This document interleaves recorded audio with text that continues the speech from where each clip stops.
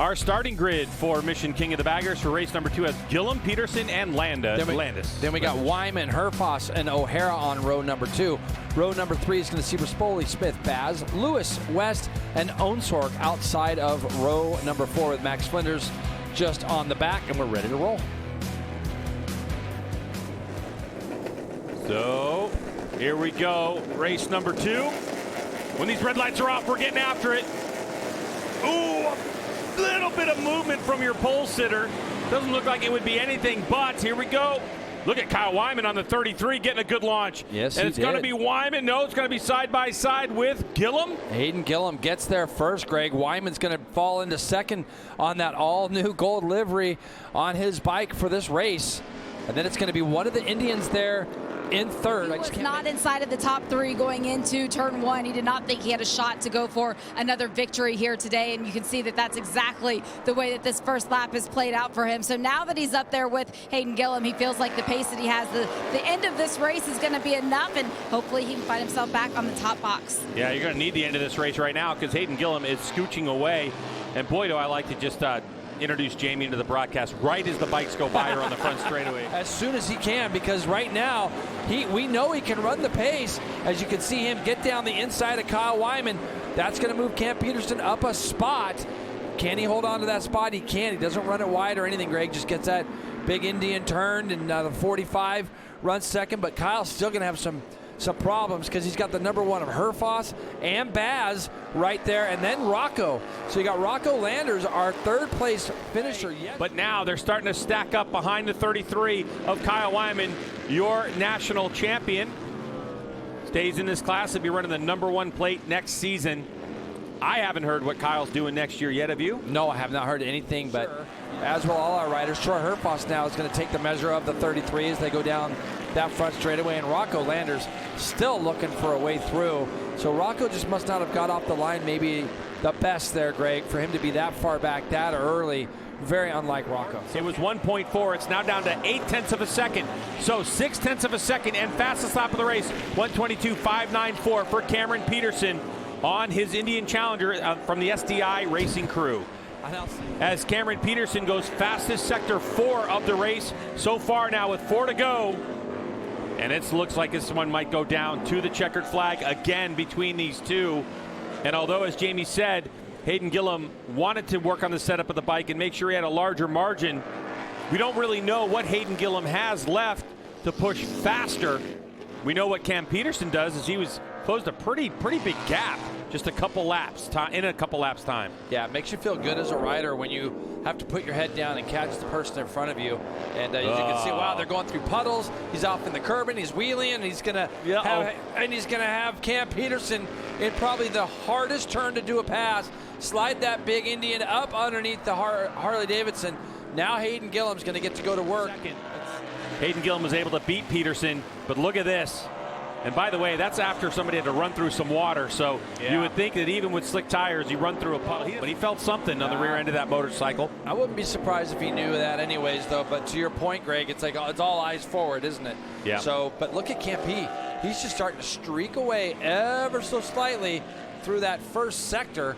He's gone 22.6, tenth of a second. So again, not too many ticks off of that 22. Oh, look at Cam getting that thing backed in there, getting the thing slowed down.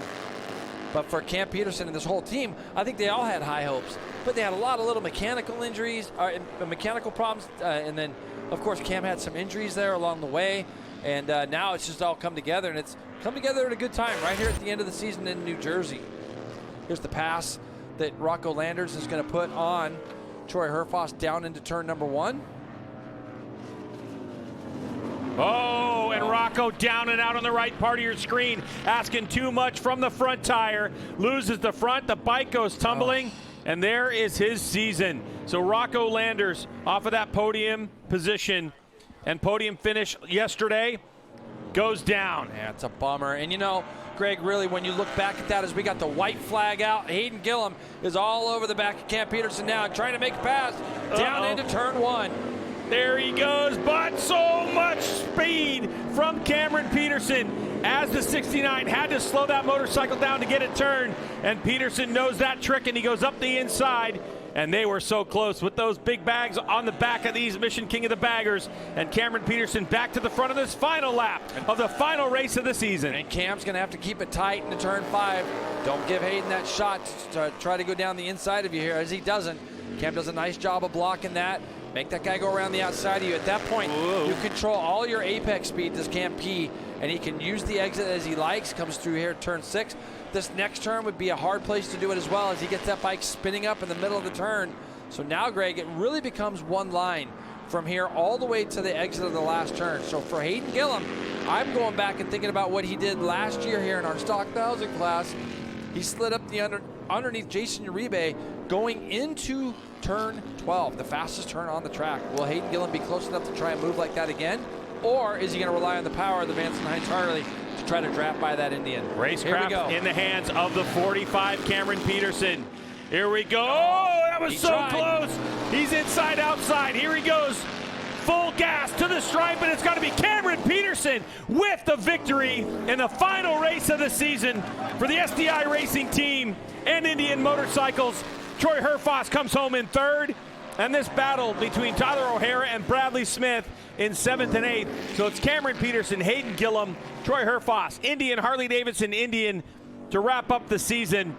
And the battle between the U.S. Iron Makers continues to rage on. Look at the results as Cameron Peterson, 0.2 of a second over Hayden Gillum. What a great race that was, and well played by both riders. So they went back and forth the final 2 of the year. Troy Herfoss letting go of that number 1 plate, 4.7 seconds back.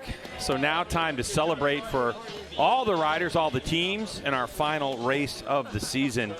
And what a season it has been for Mission King of the Baggers. And Cameron Peterson, one of the most popular riders, Jay, in our paddock. And look at our final standings. Kyle Wyman, the national champ. Loris Baz ends up the season in 2nd ahead of his teammate Troy Herfoss, Hayden Gillum in 4th, and Tyler O'Hara, your top 5. Right there holding the big check with Troy Herfoss, Hayden Gillum. What I heard in all those interviews that we're at the end of the season, 2025 is coming to an end, and all the riders are already talking about 2026.